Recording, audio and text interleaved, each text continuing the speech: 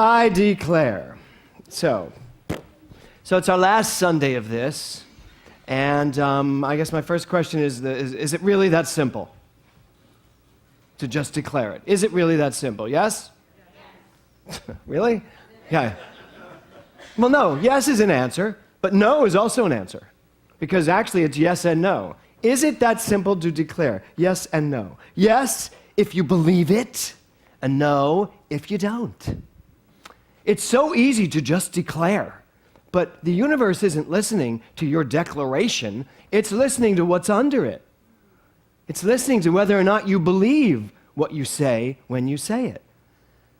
It is an infallible law of cause and effect. For you to speak your word, you have to actually believe your word, or your word might as well just go to Mary's cloud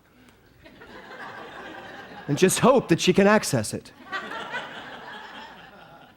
So, what happens if you do believe it?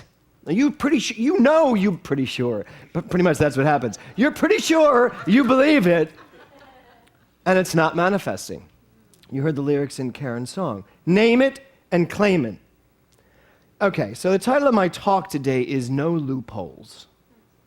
No loopholes. So what happens when you have mental loopholes? Any of you have any mental loopholes? I love that. Everybody's like, oh, God. He had to say loophole. I was so believing it till he said loophole. So here, I know, really. So here's what a loophole is. An ambiguity or inadequacy in the law or set of rules. An ambiguity in the law. Except the law we're working with is the law of mind. There is no ambiguity. The ambiguity is in your mind. You're the one with the loophole. There's no loophole in the law. If you have a loophole holding out on what you believe, then the law, guess what it's giving you? Loophole. It even sounds like a disease, doesn't it? Oh my God, I got loophole. I am so sorry for you. Yeah. Nothing we can do about that. It's deadly. No. So, the law is the law of mind, and the ambiguity is that we create loopholes when it comes to allowing something else into our consciousness other than the truth. So, where can loopholes come from? Well, it can come from our childhood. Anybody have any childhood loopholes left? Right? And my childhood was a long time ago. But I flew to Philadelphia on Thursday night. I flew to Philly on Thursday on a red-eye, was there Friday, did a wedding yesterday morning, and flew right back last night. And I literally was sitting in a bevy of loopholes. You know, when you go home and you go back to your roots and you go back to the family that never left, and they're all they still all believe what they believe, and I'm not judging them at all. I've already done that for the last 2 days. I have chosen not to judge anymore. No, the truth is that I'm kind of making fun, and I shouldn't in one sense, because they have really evolved. So many of them, and the younger generation is so evolved. It's just amazing to me. But I can tap into all of those loopholes I had as a child and all the beliefs that didn't work for me. And I notice if I still have a little one left over, or if something still kind of scratches me at times. So I want to talk about a declaration, the Declaration of Independence.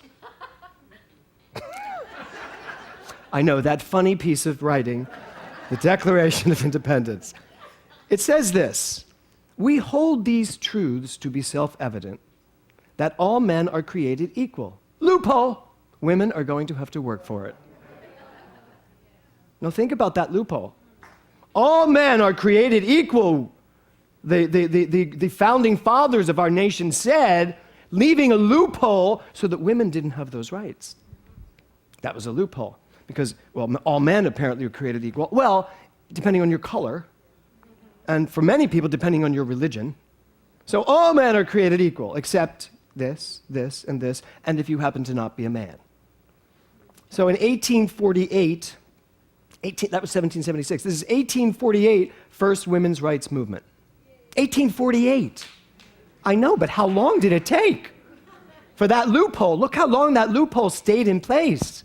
And that's 1848. Do you know when it was signed into Congress? 1920. From 1848 to 1920, that loophole of women's rights was completely working its way into the consciousness of mankind. So much so, it's still there. I told you, I'm in touch with my divine feminine today. I do not get equal pay. No, really. I do, but I'm a man. That's unfortunate that I'm a man.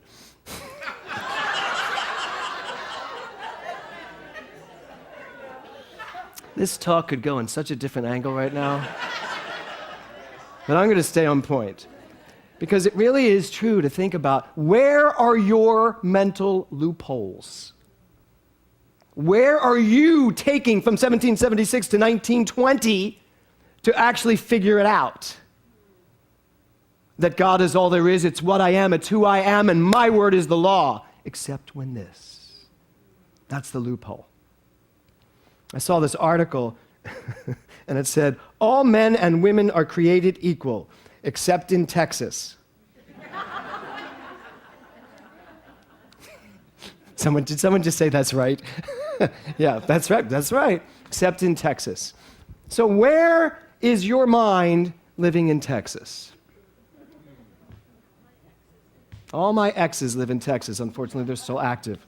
So, name it, claim it, and then there's a third part to name it and claim it. And this is the part we mostly forget. I name it, I claim it, and then I have to aim it. Name it, claim it, aim it. And it's the aiming it where we get into a little bit of trouble. You cannot aim a target at a target you don't see.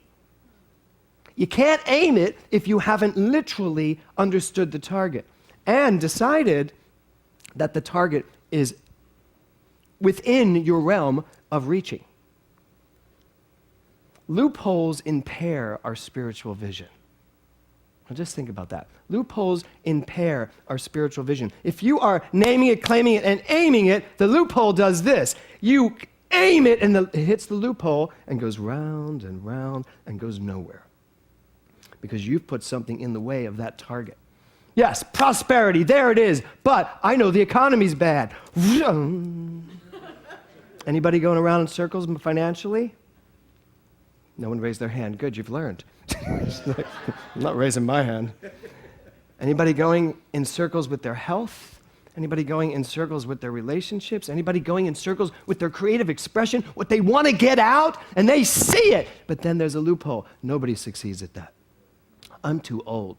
Oh, that passed me by. That's what these loopholes are doing for us. You know what is a loophole? Religion is a loophole. Religion, not spirituality. Religion. So I flew to Philadelphia for a wedding, not to do a wedding, actually, but to be at a wedding. And the wedding was being celebrated by an Episcopalian minister who was a very sweet man and said some beautiful things. But all of it was through Jesus, our personal Savior. The whole wedding was through, the marriage was through Jesus, their personal Savior. Now, I happen to know that my cousin who was getting married, that's not her philosophy, but, they wanted a religious wedding. So it was through Jesus, our personal Savior.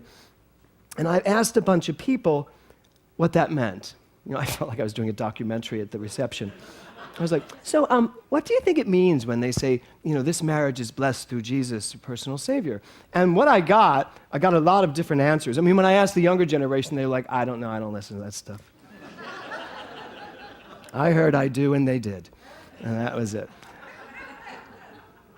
But some of the older folk said, Jesus decides to bless marriages depending on how we live within those marriages. And I'm always looking for a way to understand that in a way that brings us together. And I really did. Because if you take the word Jesus out and put the law in there, that's how it works. That's it. Our marriage succeeds based on a law and what we put into it. My relationships succeed based on what I know to be the truth and what I put into that law. So just take Jesus out and put the law in, it makes perfect sense. It all makes perfect sense. But Jesus, unfortunately, has become the big loophole because it's Jesus doing it, not me. And I got that. Now, the thing was, I got to do the prayer. They had written me an email a couple weeks ago and said, when you're there, we know you're not going to marry us, but would you do the blessing at the reception? And I said yes, and I hadn't really given it much thought, except that I would be praying in front of my entire family who still does not think I'm a minister, and a lot of them. Yes, one of my aunts still just doesn't understand, because I'm actually going back a year from now to marry one of my cousins because she specifically wants that type of a wedding. It's caused such a huge rift in my family. They're like, why would you have, you're going to love this, why would you have Jimmy Mellon marry you? In that accent. Why would you have Jimmy Mellon marry you? He's not really a minister. He just plays one on stage.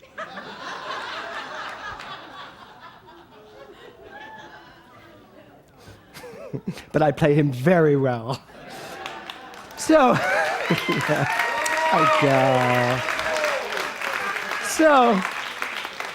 So I got up to do the prayer, and I was like, right, and they caught me so off guard. You know how I'm such an emotional, I'm such an easy touch.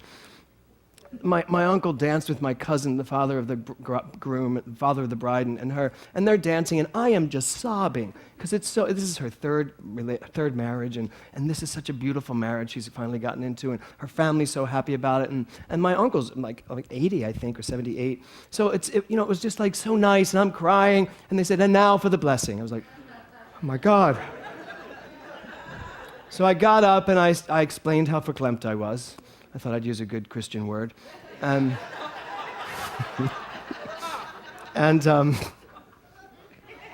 I had said to myself, do not lecture. Don't give a lecture on New Thought. But somehow, it just kind of happened. And I got up and I said, hi, I am Reverend James Mellon. I did. I was like, I'm not even giving you a chance.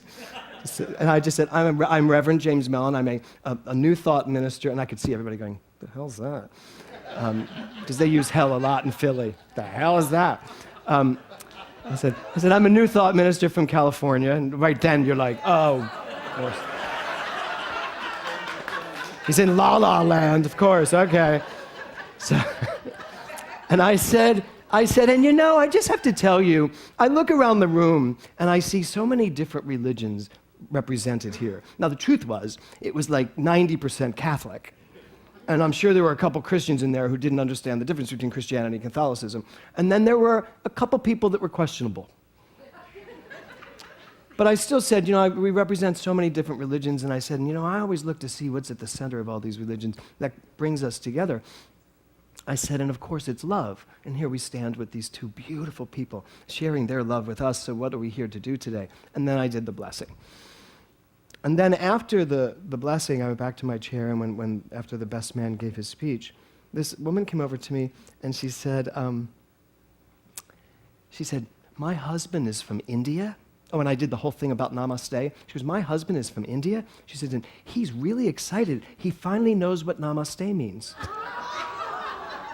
And she said, do you know that? She said, we're both from India, but he grew up there his whole life. She said, and he never knew what namaste means. How nice to come to a Christian wedding and find out what our heritage is about.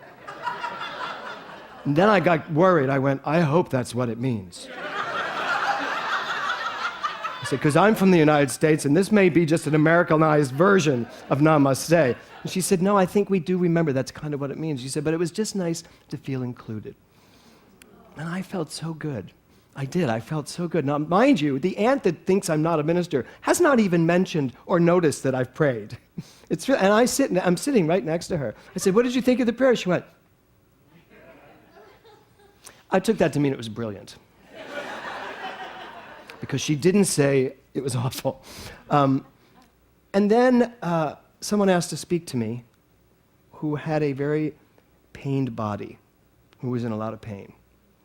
And I mean a lot of pain. I mean, pain apparently that most people would be in bed just excruciatingly in pain. And this person asked me if I thought there was anything that could be done about that. And he had heard me say some things and asked me if I believed that all the things he described to me that has happened to his body could go away. And I said, well, it is important what I believe, but it's more important what you believe. I said, do you believe that all of this can go away and that you can be healthy again and with pain-free? And he looked at me and literally said, I do believe that. And it literally landed right in my gut. And I went, he believes that. And I know that. I know that the mind is in charge of the body. And I don't leave any loopholes for that. Now, he also told me about all the diagnoses he's had and the operations and everything that had been going on. And then he asked me the question that really knocked me out. And it was this. He said, now, am I going to have to go to church to have this healed? Because I'm not a churchgoer. Do I have to go to church in order for this to work? And I was like, after my mind exploded for a moment, because I looked around and I just saw, I really saw an entire nation that believes in something that becomes a loophole and stops us from accomplishing what we can accomplish when we get it. I am God. I'm not the middleman. There is no middleman. There is no thing that I have to go to. It's right here. And it was right there. And he has it. He has it. I do believe this. I do believe this. And I have it. I really have it. And I know it. And so I said, no, you don't have to go to church. I said, in fact, religion has nothing to do with it. Spirituality has a lot to do with it. Religion has nothing to do with it. Religion is the container. That's all it is. Religion is a container. It holds spirituality.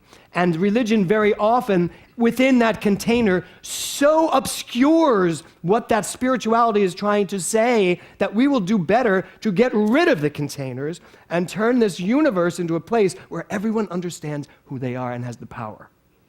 Yes? Now, and I also leave room for the containers to understand that in such a way that the containers become useful. That too. Because let's face it, we're in a theater, but this is a church, and we are in a religion. But I don't let my container ever get in the way of what I need to know. And if the container ever gets in the way of what I need to know, we get a new container. And that's the way it works. So I said to him, no, you do not have to go to church. I said, you just have to know who you are and know it so profoundly that nothing can ever stand in the way of that. And I am going to work with him on this.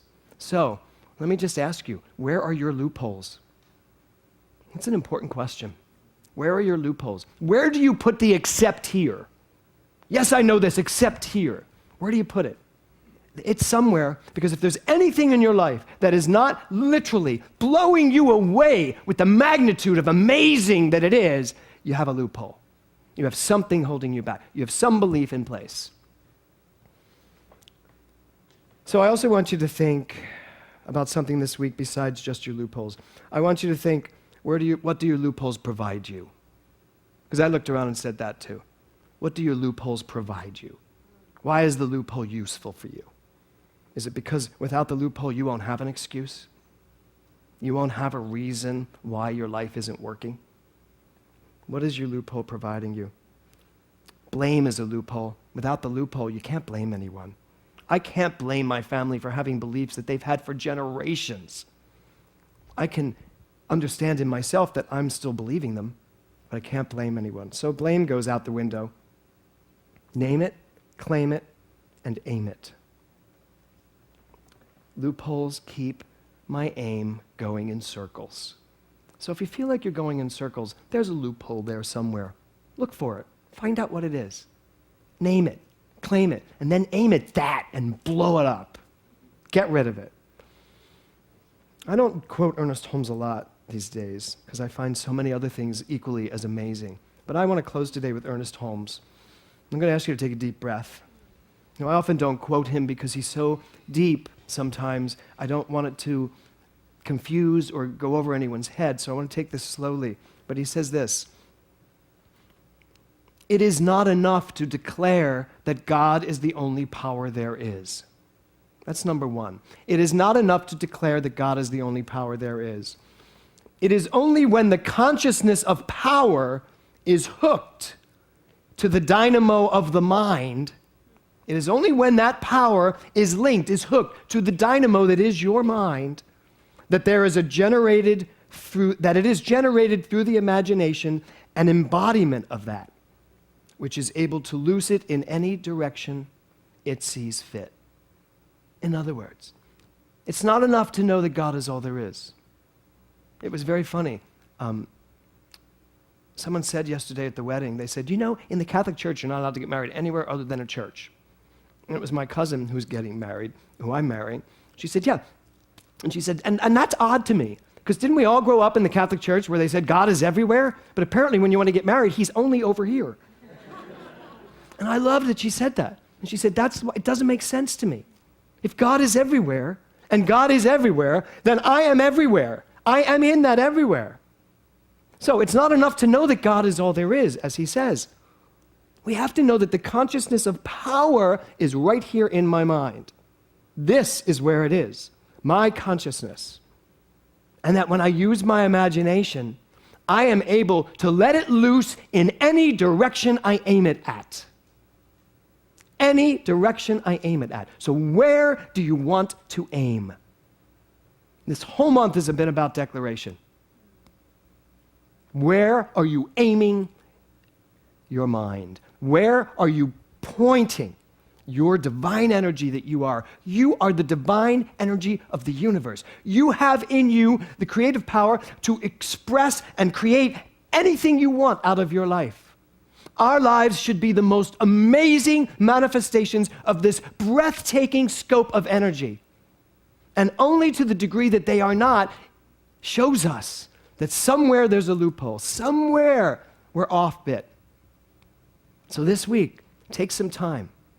Take some time to find the loophole, and more importantly, take as much time as it takes for you to get so clear that when you look in that mirror, what you see is God. And I don't want to hear that you have wrinkles. And I don't want to hear that you've gotten older. And I don't want to hear that you wish this or you wish that or you wish the other thing. You should be able to stand buck naked in the mirror and say, that is God. And I love that. And if I want to change it, I have the power to change it. But here's what I don't want any more power used for: denigrating it in any way whatsoever. Right?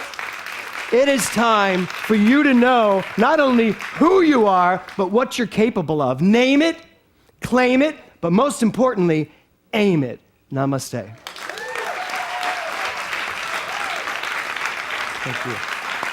Thank you.